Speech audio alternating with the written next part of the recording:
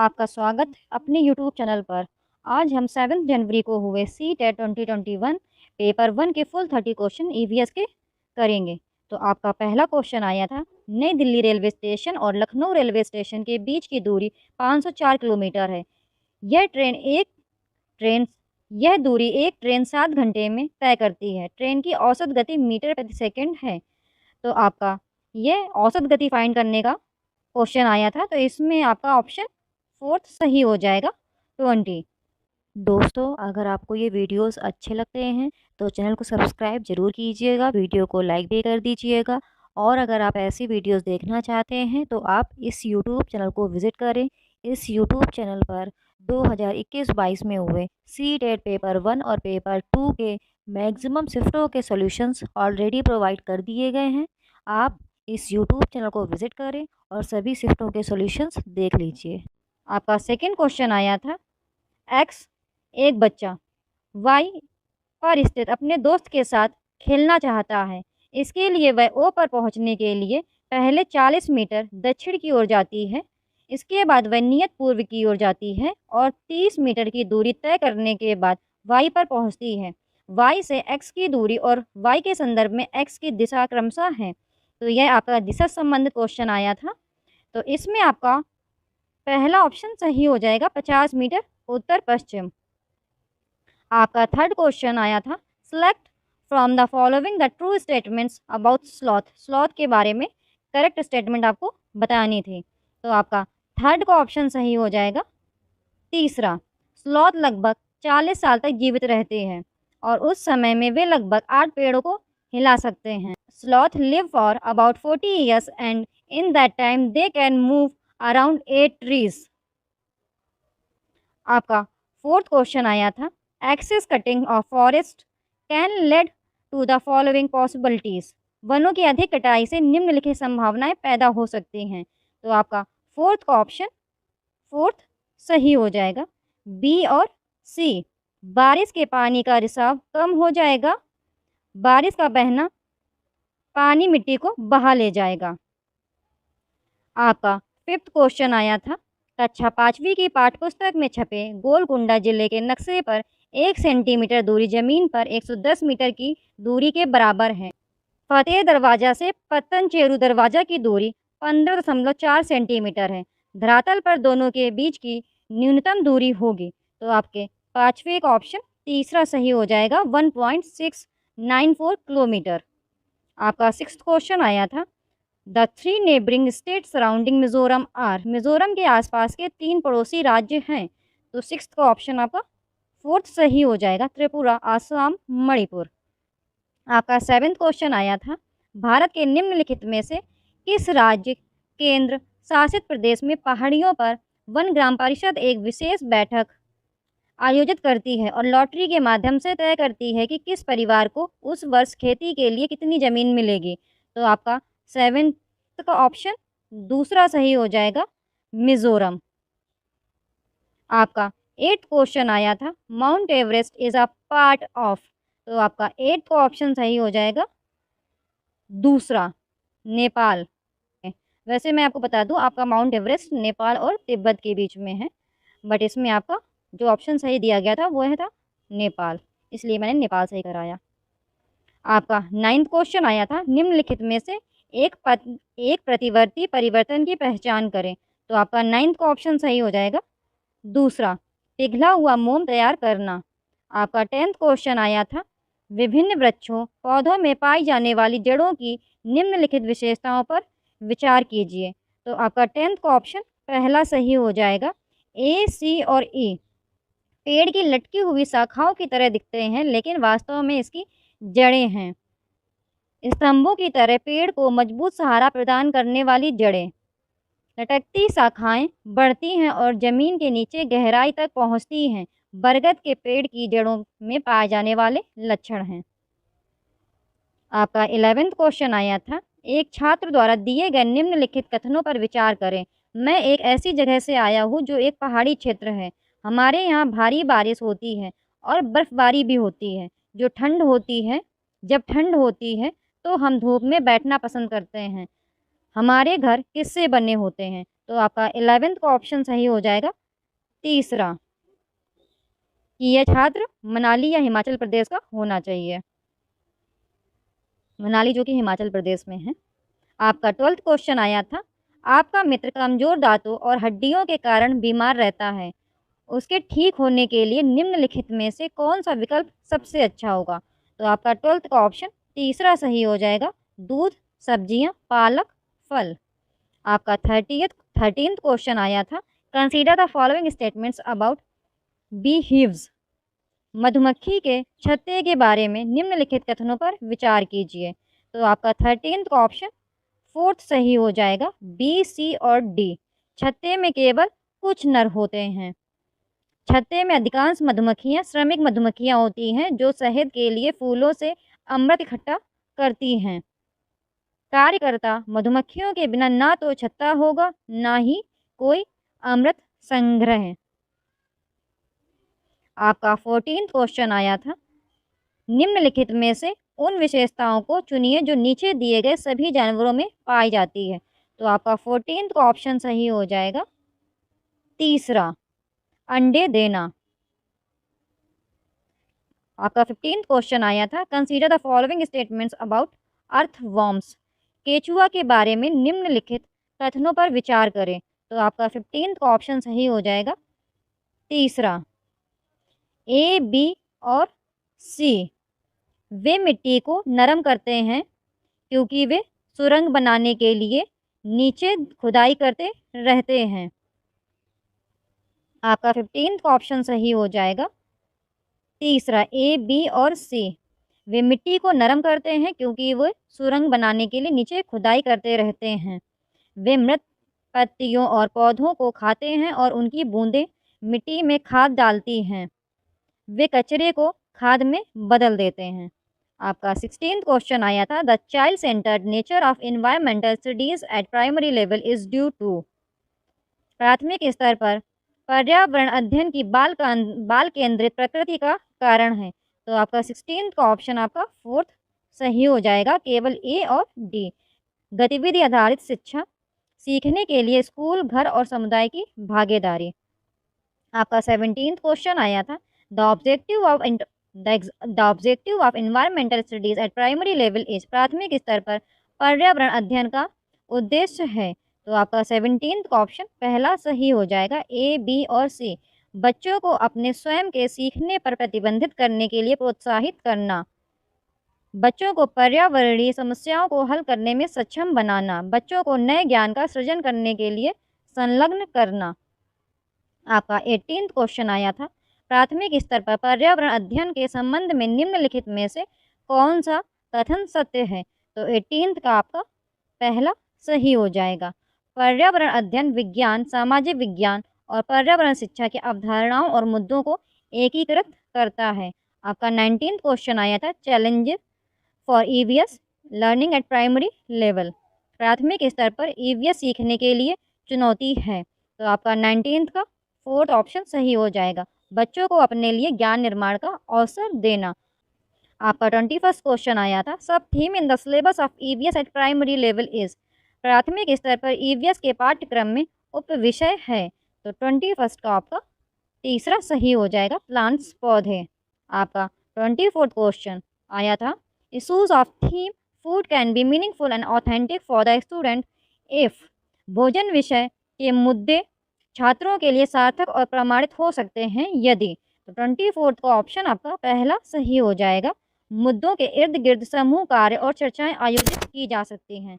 आपका 25th question, which can be very good resource for EVS learning. EVS सीखने के लिए कौन सा बहुत अच्छा संसाधन हो सकता है?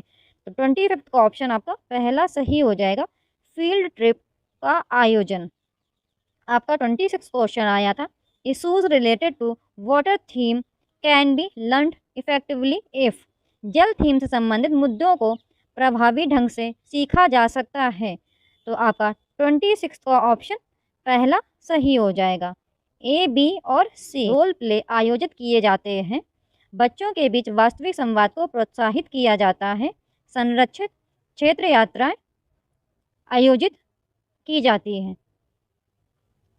आपका 27 क्वेश्चन आया था, EVS textbook contain real incidents for the learning of EVS because EVS पाठ्यपुस्तकों में EVS सीखने के लिए वास्तविक घटनाएं होती हैं क्योंकि। तो आपका 27 का ऑप्शन फोर्थ करेक्ट हो जाएगा। ए, बी और सी वे सीखने के समृद्ध स्रोत हैं। वे बच्चों के लिए प्रासंगिक वातावरण प्रदान करते हैं। वे पहले की परिचित घटनाओं को फिर से देखने का अवसर प्रदान करते हैं।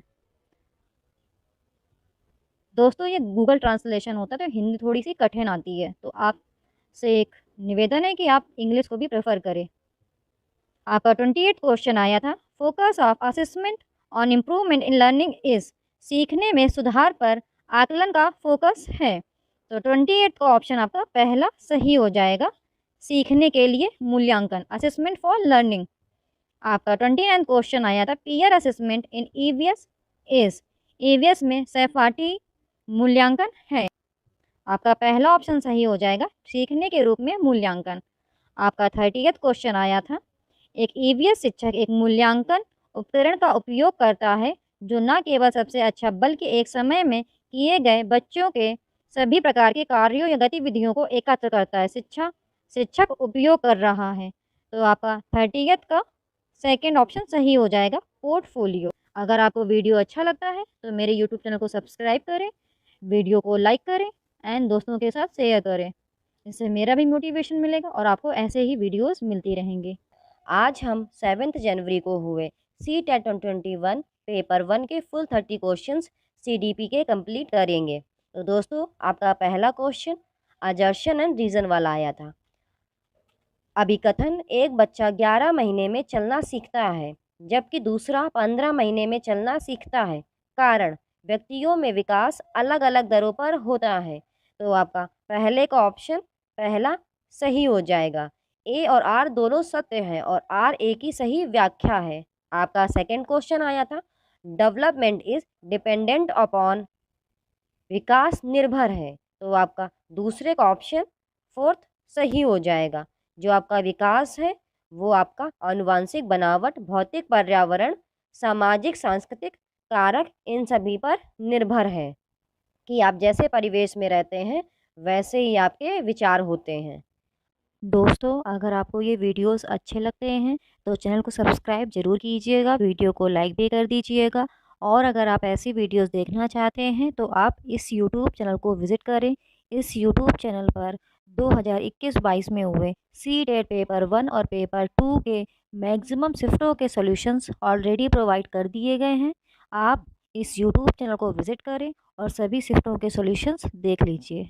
आपका थर्ड क्वेश्चन आया था, किस अवस्था में प्रतीकात्मक खेल बढ़ता है और मनोवैज्ञानिक विकास के सभी पहलुओं का समर्थन करता है। तो आपका थर्ड का ऑप्शन दूसरा सही हो जाएगा, प्रारंभिक बचपन। आपका फोर्थ क्वेश्चन आया था, which of the following is an agency of primary socialisation of children, निम्नलिखित में से कौन बच्चों के प्राथमिक सामाजिकरण की एजेंसी है। तो आपका फोर्थ का ऑप्शन फोर्थ करेक्ट हो जाएगा, परिवार, फैमिली। आपका फिफ्थ क्वेश्चन आया था, एक 5 वर्ष का बच्चा यह तय करने में विफल रहता है कि जब पानी को एक लंबे और संकीर्ण गिलास से एक चौड़े कंटेनर में स्थानांतरित किया जाता है तो पानी की मात्रा समान रहती है। पियाजे के अनुसार ऐसा इसलिए है क्योंकि। तो आपका फिफ्थ का ऑप्शन पहला सही हो जाएगा, वह अपनी सोच को उलट नहीं सकती, she can not reverse her thinking. आपका सिक्स्थ क्वेश्चन आया था, लेव वेगोत्स्की के अनुसार डैश हमारी संज्ञानात्मक संरचनाएं बनाते हैं और हमारी सोच प्रक्रिया को संशोधित करते हैं। तो आपका सिक्स्थ का ऑप्शन दूसरा सही हो जाएगा, सांस्कृतिक उपकरण, कल्चरल टूल्स। आपका सेवेंथ क्वेश्चन आया था, लेव वेगोत्स्की के अनुसार इनमें से कौन सा कारक संज्ञानात्मक विकास में महत्वपूर्ण भूमिका निभाता है। तो आपका सेवेंथ का ऑप्शन पहला सही हो जाएगा, भाषा, लैंग्वेज। आपका एट्थ क्वेश्चन आया था, समूहों में चर्चा और सकारात्मक शिक्षक छात्र संबंध की विशेषता है। तो आपका एट्थ का ऑप्शन पहला सही हो जाएगा, प्रगतिशील कक्षा, प्रोग्रेसिव क्लासरूम। आपका नाइन्थ क्वेश्चन आया था, in a child centred classroom students, बाल केंद्रित कक्षा में विद्यार्थी। आपका नाइन्थ का ऑप्शन दूसरा सही हो जाएगा। ज्ञान के सक्रिय निर्माता हैं। आपका 10th क्वेश्चन आया था, व्यक्तियों का तर्क है कि कोलबर्ग के चरण में सही कार्रवाई विवेक के स्वाद चुने हुए नैतिक सिद्धांतों द्वारा परिभाषित की जाती है। तो आपका 10th का ऑप्शन 4th करेक्ट हो जाएगा। सार्वभौमिक नैतिक सिद्धांत, यूनिवर्सल एथिकल प्रिंसिपल्स। आपका 11th क्वेश्चन आया था, जिन व्यक्तियों में दूसरों के उद्देश्यों, भावनाओं और व्यवहारों को समझने की क्षमता होती है, हार्वर्ड गार्डनर के सिद्धांत में उनके साथ बंधन डैश बुद्धि पर उच्च है। आपका 11th का ऑप्शन दूसरा सही हो जाएगा। अंतरवैयक्तिक, इंटरपर्सनल। आपका 12th क्वेश्चन आया था, as children enter the school. जैसे ही बच्चे स्कूल में प्रवेश करते हैं। आपका 12th का ऑप्शन पहला करेक्ट हो जाएगा।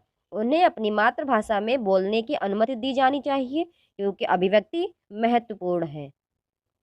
आपका 13th क्वेश्चन आया था, लड़कों को अक्सर कार और यांत्रिक ब्लॉक उपहार में दिए जाते हैं, जबकि लड़कियों को गुड़िया और खेलने के लिए ड्राइंग की आपूर्ति उपहार में दी जाती है। यह अनुचित प्रथा दर्शाती है। तो ऑफ कोर्स ये आपका जेंडर बायस शो करेगी। लिंग पूर्वाग्रह, तो 13th का ऑप्शन आपका तीसरा सही हो जाएगा, लिंग पूर्वाग्रह।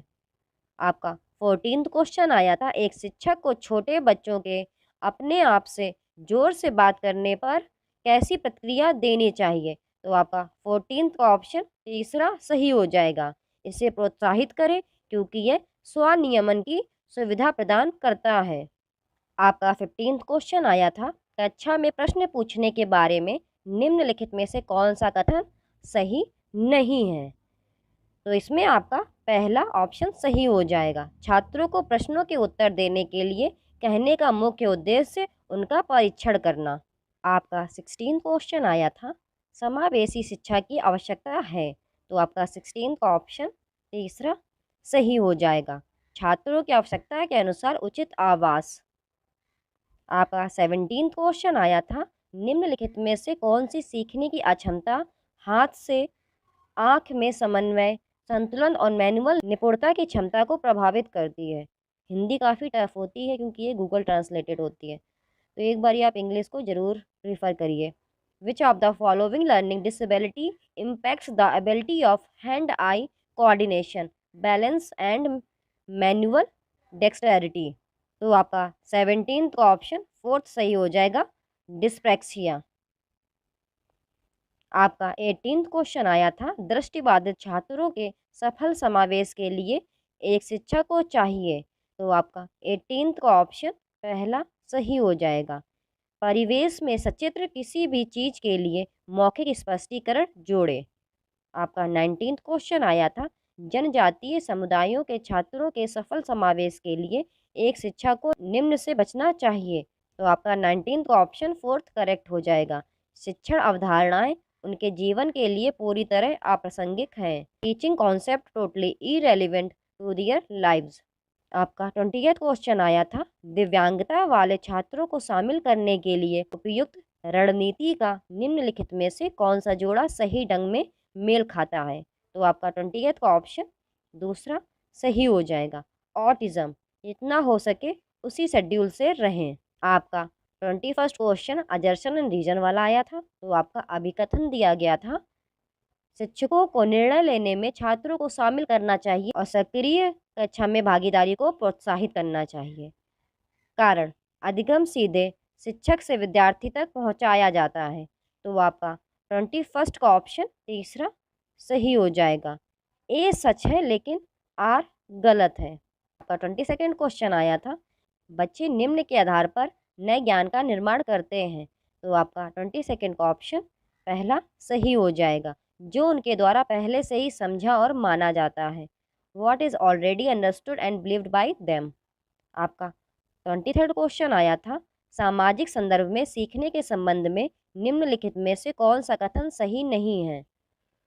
तो आपका 23rd का ऑप्शन दूसरा सही हो जाएगा, सभी सीखना व्यक्तियों द्वारा अपने दिमाग में किया जाता है। विच of the following statements regarding learning in social context is not correct. तो आपका 23rd का ऑप्शन दूसरा सही हो जाएगा, all learnings is undertaken by individuals in their own heads. आपका 24th क्वेश्चन आया था, निम्नलिखित में से कौन सा कारक छात्रों की विफलता के लिए जिम्मेदार है? तो आपका 24th का ऑप्शन पहला सही हो जाएगा, गैर प्रासंगिक पाठ्यक्रम।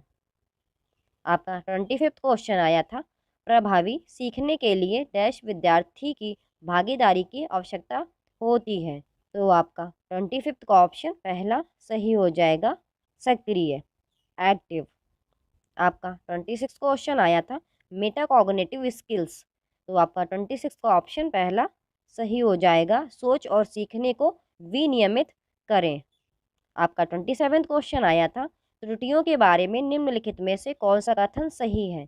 तो आपका 27 का ऑप्शन तीसरा सही हो जाएगा, त्रुटियों को चर्चा और विश्लेषण द्वारा सार्थक शिक्षण में बदला जा सकता है। आपका 28 क्वेश्चन आया था, सीखना और सूचना प्रसंस्करण है। तो आपका 28 का ऑप्शन पहला सही हो जाएगा, भावनाओं से काफ़ी प्रभावित। आपका 29 क्वेश्चन आया था, एक विद्यार्थी कुछ अवधारणाओं के बारे में अपनी जिज्ञासा को संतुष्ट करने के लिए किताबें पढ़ रहा है, यह इसका एक उदाहरण है। तो आपका 29 का ऑप्शन पहला सही हो जाएगा, दृष्टिकोण उन्मुख महारत लक्ष्य, अप्रोच ओरिएंटेड मास्टरी गोल्स। आप एक बारी इंग्लिश जरूर देखिए, बिकॉज हिंदी काफ़ी टफ होती है क्योंकि गूगल ट्रांसलेटेड होती है। आपका 30th क्वेश्चन आया था, the central focus on national education policy 2020 is on. राष्ट्रीय शिक्षा नीति 2020 केंद्रित है। तो आपका 30th का ऑप्शन दूसरा सही हो जाएगा, बहुविषयक और समग्र शिक्षा। तो अगर आपको वीडियो अच्छी लगती है, यूट्यूब चैनल को सब्सक्राइब करें, दोस्तों के साथ शेयर करें। आज हम 7 जैन को हुए CTET 2021 पेपर 1 के हिंदी के फुल 30 क्वेश्चंस कंप्लीट करेंगे। तो दोस्तों, आपके शुरुआत के 15 क्वेश्चंस आपके गद्यांश और पद्यांश बेस्ड होते हैं। तो आप इस गद्यांश को रीड कीजिएगा और फिर सभी के आंसर्स निकालने का प्रयास कीजिएगा। तो दोस्तों, आपका इस गद्यांश से जो पहला प्रश्न दिया गया था वह है, दुनिया में लोग किसके बल पर सफल हुए हैं? अपने परिश्रम के बल पर। तो आपका ऑप्शन थर्ड सही हो जाएगा। आपका इस गद्यांश से दूसरा प्रश्न पूछा गया है, अपने कार्यों को पूरा करने के लिए कौन सी बात बहुत ज़रूरी है? तो आपका सेकंड का ऑप्शन तीसरा सही हो जाएगा, दूसरों की नकारात्मक बातों से दूर रहना। आपका थर्ड क्वेश्चन इस गद्यांश से पूछा गया है, गद्यांश में सच्ची मनुष्यता के किस गुण का उल्लेख किया गया है? तो आपका थर्ड का ऑप्शन तीसरा सही हो जाएगा, क्रोध से मुक्त होने का गुण। दोस्तों, आप गद्यांश जरूर ही रीड कीजिएगा, क्योंकि आप रीड करेंगे तभी आप समझ पाएंगे कि कितने इजीली आपके क्वेश्चंस के आंसर्स निकल आते हैं। दोस्तों, अगर आपको ये वीडियोस अच्छे लगे तो आप इस यूट्यूब चैनल को सब्सक्राइब जरूर कीजिएगा, वीडियो को लाइक भी कर दीजिएगा। दोस्तों, इस यूट्यूब चैनल पर 2021-22 में हुए मैक्सिमम सभी शिफ्टों के सॉल्यूशंस ऑलरेडी प्रोवाइड कर दिए गए हैं। तो आप इस यूट्यूब चैनल को विजिट ज़रूर करें और सभी शिफ्टों के सॉल्यूशंस देख लीजिए और प्रैक्टिस कीजिए कि आपके कितने क्वेश्चंस करेक्ट निकलते हैं। और आपको ऐसे ही वीडियोस इस यूट्यूब चैनल पर आगे भी मिलते रहेंगे। आपका फोर्थ क्वेश्चन इस गद्यांश से पूछा गया था, यदि आप अपने लक्ष्य को पाने के लिए दृढ़ संकल्प लेते हैं तो डैश। तो आपका फोर्थ का ऑप्शन पहला सही हो जाएगा, चुनौतियों का सामना करने में मुश्किल नहीं होगी। आपका फिफ्थ क्वेश्चन इस गद्यांश से पूछा गया था, अब कर्म और उसके बीच कोई तीसरा नहीं हो सकता, वाक्य का आशय है। तो आपका फिफ्थ का ऑप्शन दूसरा सही हो जाएगा, चाहे कुछ भी हो जाए कर्म के पथ से नहीं डिगना है। आपका सिक्स्थ क्वेश्चन इस गद्यांश से पूछा गया था, सफलता शब्द में प्रत्यय है। तो आपका सिक्स्थ का ऑप्शन पहला सही हो जाएगा, ता प्रत्यय। आपका सेवेंथ क्वेश्चन इस गद्यांश से पूछा गया था, संकट या मुश्किलों को पार करने का अर्थ है। तो आपका सेवेंथ का ऑप्शन दूसरा सही हो जाएगा, मुसीबतों से उभर जाना। आपका एट्थ क्वेश्चन पूछा गया था, क्रोध शब्द है। तो आपका एट्थ का ऑप्शन पहला सही हो जाएगा, भाववाचक संज्ञा। आपका नाइन्थ क्वेश्चन इस गद्यांश से पूछा गया था, दिन रात में कौन सा समास है। तो दोस्तों, आपका नाइन्थ का ऑप्शन तीसरा सही हो जाएगा, द्वंद्व समास। तो दोस्तों यहाँ पर आपके गद्यांश से पूछे गए सभी प्रश्न समाप्त हो जाते हैं। अब दोस्तों ये आपका पद्यांश गिवन है, तो आप इस पद्यांश को रीड कीजिएगा और फिर सभी के स्वयं आंसर्स निकालने का प्रयास कीजिएगा। तो दोस्तों इस पद्यांश से जो आपका पहला प्रश्न पूछा गया है वह है कविता किसके प्रति संबोधित है। तो आपका 10th का ऑप्शन दूसरा सही हो जाएगा, आशा। आपका 11th क्वेश्चन इस पद्यांश से पूछा गया था कवि ने आशा को धन्य क्यों कहा है, क्योंकि। तो आपका 11th का ऑप्शन तीसरा सही हो जाएगा, आशा का सहारा सबसे बड़ा सहारा है।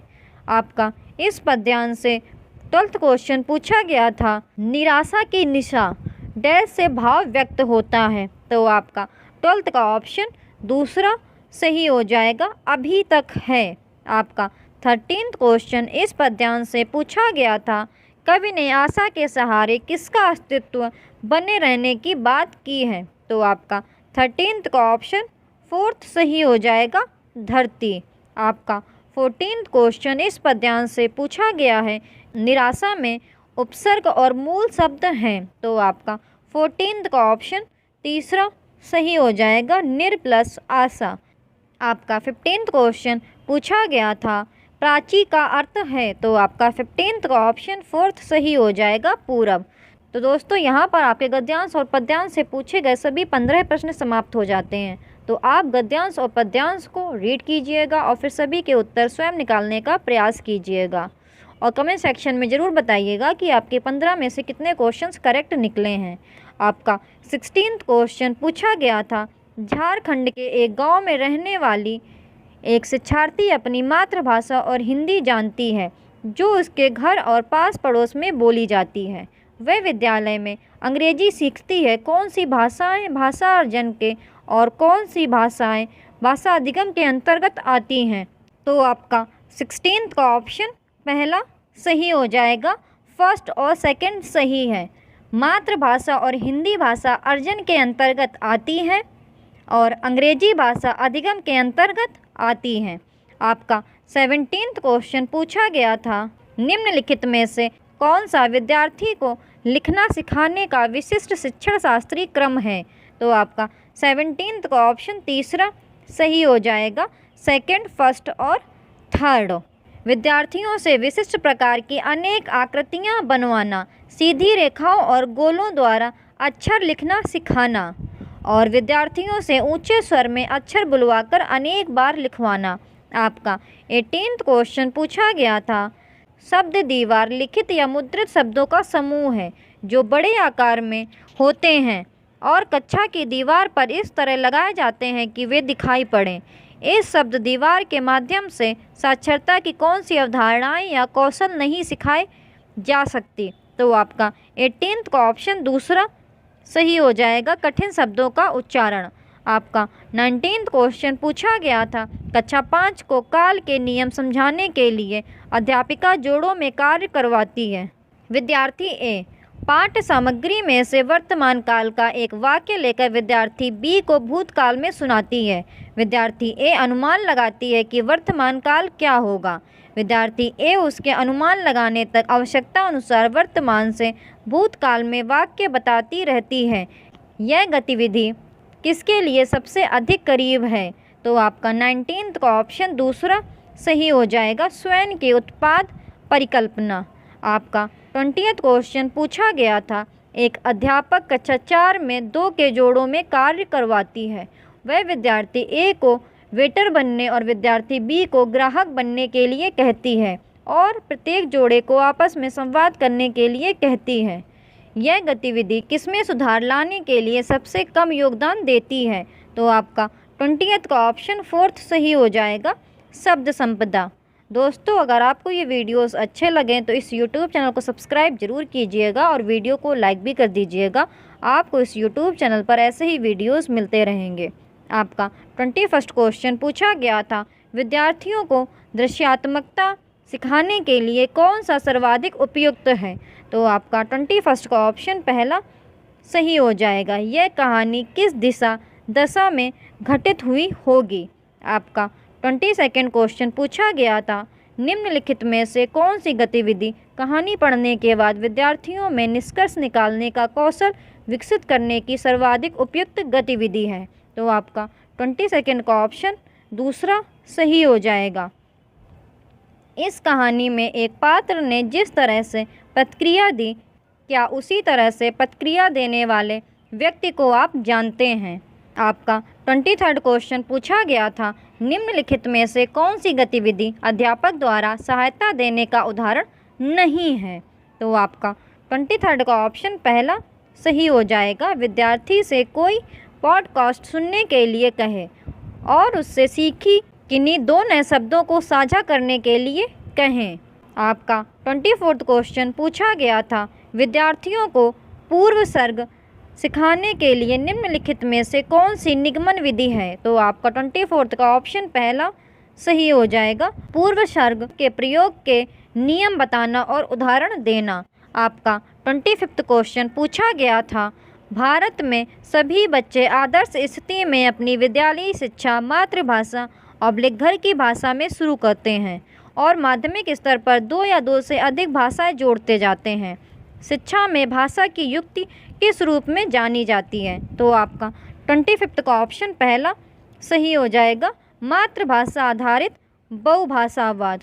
दोस्तों, अगर आपको ये वीडियोस अच्छे लगें तो इस YouTube चैनल को सब्सक्राइब जरूर कीजिएगा। इस YouTube चैनल पर 2021-22 में हुए मैक्सिमम सभी शिफ्टों के सॉल्यूशंस ऑलरेडी प्रोवाइड कर दिए गए हैं, तो आप इस YouTube चैनल को विजिट करें और सभी शिफ्टों के सॉल्यूशंस देख लीजिए और प्रैक्टिस कर लीजिए आपके कितने क्वेश्चंस करेक्ट निकलते हैं। आपका 26th क्वेश्चन पूछा गया था, बच्चों द्वारा डैश को पढ़ने के प्रामाणिक स्रोत के रूप में देखा जाता है। तो आपका 26th का ऑप्शन तीसरा सही हो जाएगा, साहित्य। आपका 27th क्वेश्चन पूछा गया था, निम्नलिखित में से कौन सा भाषा सीखने के आकलन का सबसे प्रभावशाली उपकरण है? तो आपका 27th का ऑप्शन ये 4th सही हो जाएगा, अवलोकन। दोस्तों, ये नंबर गलत पड़ गए हैं, तो आपका ये 4th ऑप्शन अवलोकन सही हो जाएगा। आपका 28th क्वेश्चन पूछा गया था, निम्नलिखित में से कौन सा प्रामाणिक पठन सामग्री के उद्देश्य को प्राप्त करने में मदद करेगा? तो आपका 28th का ऑप्शन दूसरा सही हो जाएगा, किसी स्थानीय होटल की व्यंजन सूची। आपका 29th क्वेश्चन पूछा गया था, किसी जटिल कथानक की संरचना को समझने के लिए कौन सा ऑनलाइन उपकरण विद्यार्थियों की सबसे अधिक मदद करेगा? तो आपका 29th का ऑप्शन तीसरा सही हो जाएगा, एक ऐसा मानस मानचित्रण माइंड मैपिंग कार्यक्रम जिसमें विचारों को अलग अलग घटकों में प्रस्तुत किया गया हो। आपका 30th क्वेश्चन पूछा गया था, एक विद्यार्थी ने 9 वर्ष के उत्सव आयोजन पर एक अनुच्छेद लिखा। 9 वर्ष के दिन मेरे परिवार और मैंने अपने मित्रों को आखिरी घंटे गिनने के समय आमंत्रित किया। हम केक की दुकान पर गए और केक बनाने के लिए कहा। हम सजावट, खाने पीने की वस्तुएं भी लेकर आए। मेरे माता पिता ने गुब्बारे फुलाए और मैंने घर सजाने में मदद की। हमारे मित्र रात्रि भोज के लिए आए और मध्य रात्रि तक रुके। अनुच्छेद लेखन के संदर्भ में विद्यार्थी को सर्वाधिक रूप से किस पर अधिक ध्यान देने के लिए कहना चाहिए? तो आपका 30th का ऑप्शन 4th सही हो जाएगा, संपादन।